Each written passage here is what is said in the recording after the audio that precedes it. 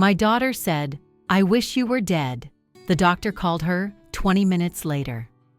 The champagne flute shattered against the marble floor as my daughter Sarah pushed me backward into my own kitchen counter, her perfectly manicured nails digging into my shoulders while she screamed that I was a selfish old witch who'd lived too long.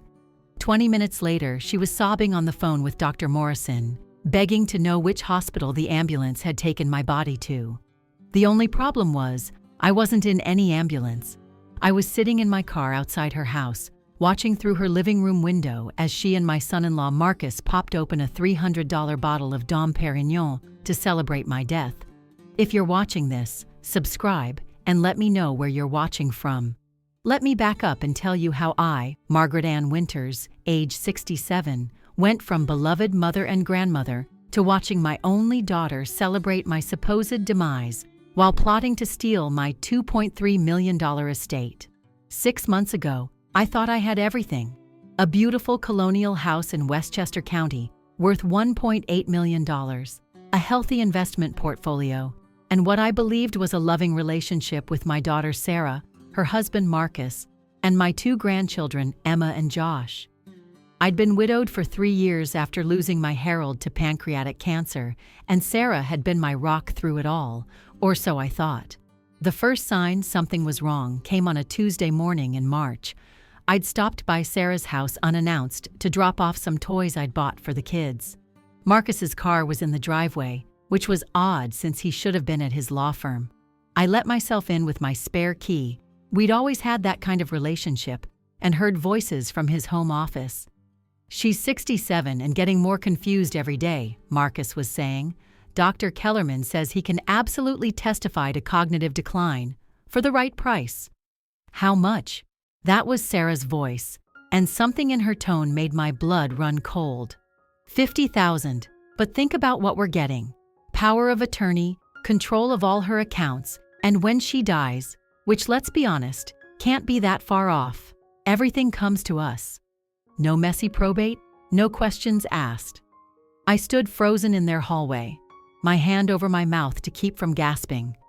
My daughter, my baby girl who I'd raised alone after her father left us when she was 2, was planning to have me declared incompetent. "What about the house?" Sarah asked. "That alone is worth almost $2 million. Already talked to a developer. Once we have control, we can force a sale. She'll never know what hit her. We'll put her in one of those memory care places. Shady Acres is nice enough, and they don't ask questions if the check's clear. Here's the thing about being an older woman. Everyone assumes you're either helpless or heading that way. They see gray hair and think vulnerable. They see you forgetting where you put your reading glasses and think dementia. But I'd spent 35 years as a forensic accountant for the IRS before retiring. I knew how to follow paper trails, and more importantly, I knew how to create my own.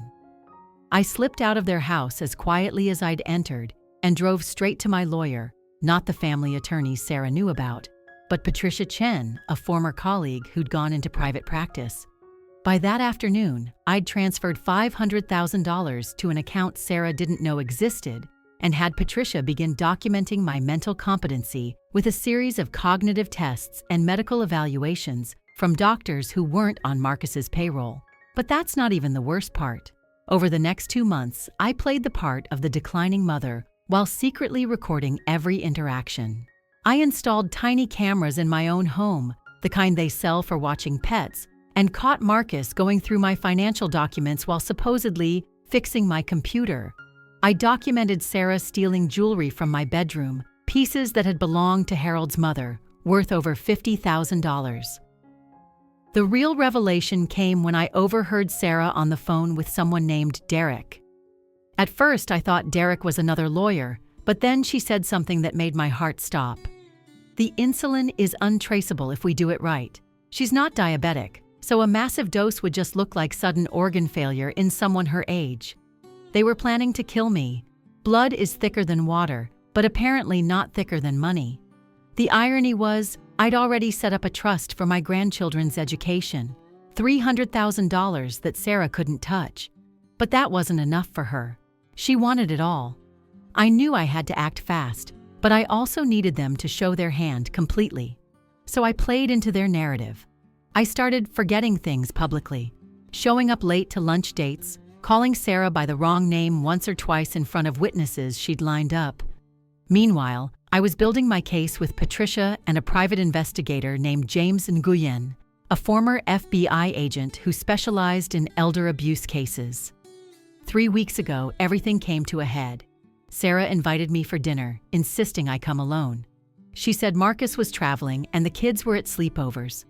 The moment I walked in, I knew something was different. There was a nervousness to her, a brittle energy that reminded me of when she was a teenager lying about where she'd been. Dinner was salmon with roasted vegetables. She'd made my favorite meal. But I watched her prepare my plate in the kitchen, saw her pull a small vial from her pocket and empty it over my food. My hands shook as I carried my phone in my pocket, recording everything. "Mom, you need to eat," she said when I pushed the food around my plate. "You're getting too thin." "I'm not very hungry, sweetheart." Her jaw clenched.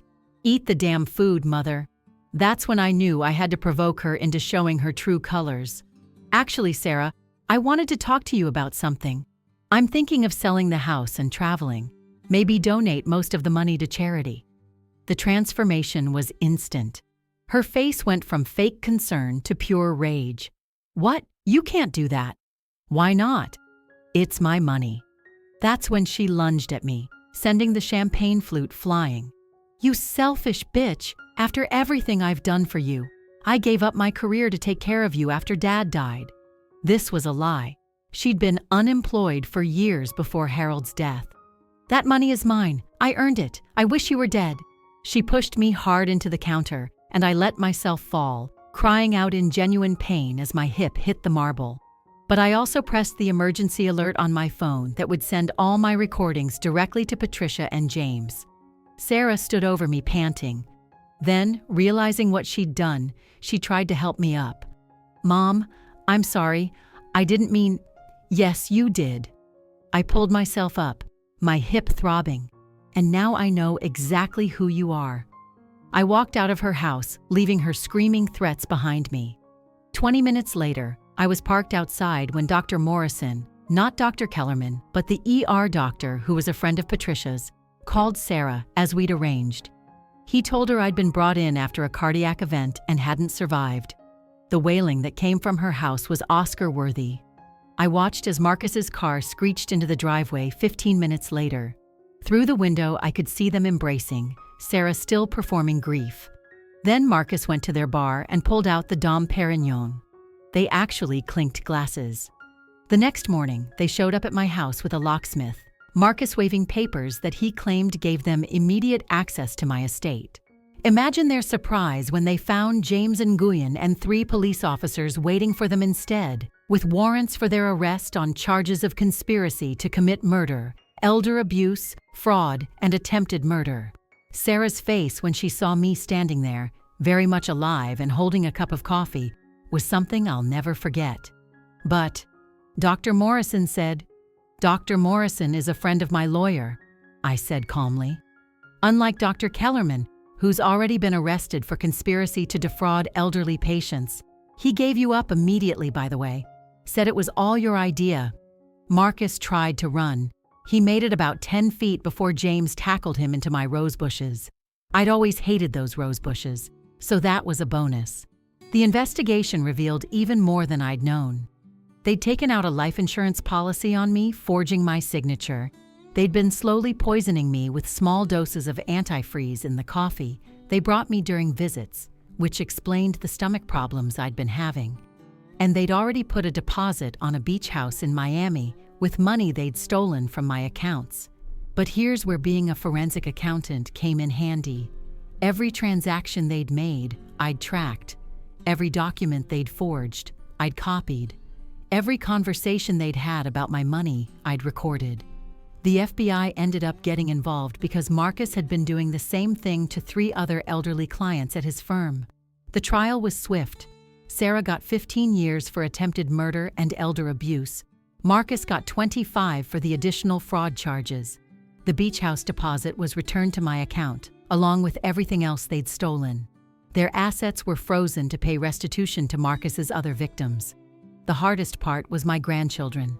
Emma, at 16, understood enough to be horrified by her parents' actions. Josh, only 12, just knew his parents were gone and Grandma was somehow to blame.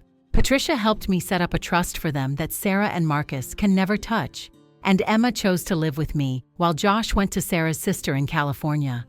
At my age, I thought I'd seen everything. I spent decades investigating financial crimes, seeing the worst of human greed, but I never thought I'd see it in my own daughter's eyes. They thought I was just a helpless old woman, someone they could push around, poison, and discard like garbage. They forgot that I'd raised Sarah alone while working full-time and getting my master's degree. They forgot that I'd survived an abusive marriage, rebuilt my life, and created a successful career from nothing. The house feels different now, quieter. Emma and I are rebuilding our relationship slowly. She's in therapy, dealing with the trauma of learning who her parents really were. Some days she looks at me like she's waiting for me to reveal I'm a monster too. I don't blame her. I've sold the Colonial and bought a smaller place by the water in Connecticut. It's got a good security system and cameras everywhere. I'll never be caught off guard again. I've also started volunteering with an elder abuse prevention organization, sharing my story with other seniors who might be experiencing similar betrayals. People ask me if I forgive Sarah. The truth is, I don't know if I can. She didn't just try to steal my money or have me declared incompetent. She tried to kill me. She looked me in the eye over dinners and holidays, hugged me, told me she loved me, all while planning my death. How do you forgive that? But I'm not dwelling on it. At 67, I've learned that the best revenge is living well. I'm traveling to places Harold and I always planned to visit. I'm taking Emma to Europe this summer. I'm learning to paint, badly, but enthusiastically. I'm dating a retired detective named Tom who makes me laugh and doesn't think I'm crazy for having security cameras in every room. The irony is, if Sarah had just asked for help, I would have given her money. If she'd been honest about their financial troubles instead of maintaining their facade of success, we could have worked something out. But greed made her blind to any solution that didn't involve taking everything. Last week, I got a letter from Sarah in prison.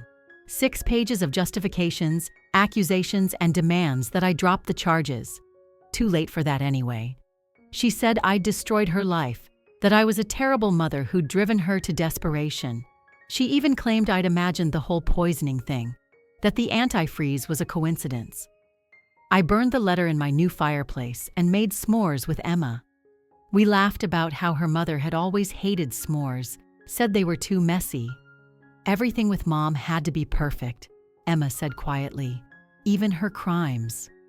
Nobody's perfect, I told her. But most people don't try to murder their mothers over it. She laughed. Dark humor runs in the family, apparently. Dr. Kellerman, Marcus's corrupt doctor, ended up exposing a whole network of professionals who were helping adult children defraud their elderly parents. Lawyers, doctors, financial advisors, even a judge. The FBI investigation is ongoing, but at least 12 families have already come forward with similar stories. It turns out there's an entire industry built on the assumption that older people are easy marks, that we're all declining, confused, helpless. They create seminars on managing aging parents' assets that are really just tutorials on theft. They share lists of doctors who'll diagnose dementia for a price. They have template documents for power of attorney transfers and estate manipulation, but they didn't count on us fighting back. The prosecutor told me my recordings and documentation were the most comprehensive evidence package she'd ever seen in an elder abuse case. 40 years of investigating financial crimes taught me something. Document everything, trust but verify, and always have a backup plan. My backup plan saved my life. The emergency alert I'd programmed sent all my evidence to Patricia, James, the police, and a journalist friend simultaneously. Even if Sarah had succeeded in killing me that night, she wouldn't have gotten away with it. Sometimes I wake up at 3 a.m. thinking I hear someone in the house. Emma found me once, standing in the hallway with a baseball bat, ready to defend us from intruders who weren't there. The trauma doesn't just disappear because the criminals are in jail. Trust, once shattered, doesn't magically rebuild. But I'm working on it. Therapy helps. Tom helps. Emma helps. especially when she rolls her eyes at my security obsession in that teenage way that reminds me life goes on. The other day, she asked if she could bring friends over for a pool party. The fact that she wants her friends to meet me, that she's not ashamed of our broken family, means everything. I've also reconnected with my younger sister Ruth, who I'd grown distant from over the years. Sarah had told her I didn't want contact, another lie in her web of manipulation. Ruth cried when she heard what happened, then offered to come beat Sarah up in prison. She's 71 and uses a walker, but I don't doubt she'd try. The financial recovery has been easier than the emotional one. Insurance covered most of the poisoning-related medical bills. The house sold for more than asking price. My portfolio, protected by Patricia's quick action, has actually grown. Financially, I'm better off than before, but I'd trade it all to have the daughter I thought I'd raised. People say I'm brave for fighting back, for refusing to be a victim. But what choice did I have? Lay down and die? Let them win? That's not who I am. I'm the woman who worked 3 jobs to put herself through college, who raised a child alone when everyone said I couldn't, who built a career in a field dominated by men who thought I was too soft for the work. They thought I was just a helpless old woman. They forgot that old women have survived everything life threw at us to get this far. We've buried husbands, raised children, fought discrimination, built careers, and rebuilt ourselves over and over. We're not helpless, we're experienced. And experience beats youth when youth is blinded by greed. The sunrise over the Connecticut water is beautiful this morning. Tom brought coffee that I watched him pour. Old habits die hard, and Emma is still asleep upstairs. My new life isn't what I planned, but it's mine. Every breath I take is a victory Sarah tried to steal from me. Every laugh, every sunset, every moment with Emma is something they thought they'd taken away. Sarah will be 55 when she gets out of prison. Marcus will be in his 70s. They'll have nothing, no money, no reputation, no family who will speak to them. Meanwhile, I'll probably be gone by then, but I'll have lived my remaining years on my terms, surrounded by people who actually love me, not my bank account. The last time I visited Sarah in prison, the only time, she asked me why I hadn't just died like I was supposed to. "You were meant to make this easy," she said through the glass partition. "You were supposed to be weak." "I was never weak," I told her. "You just never bothered to really see me."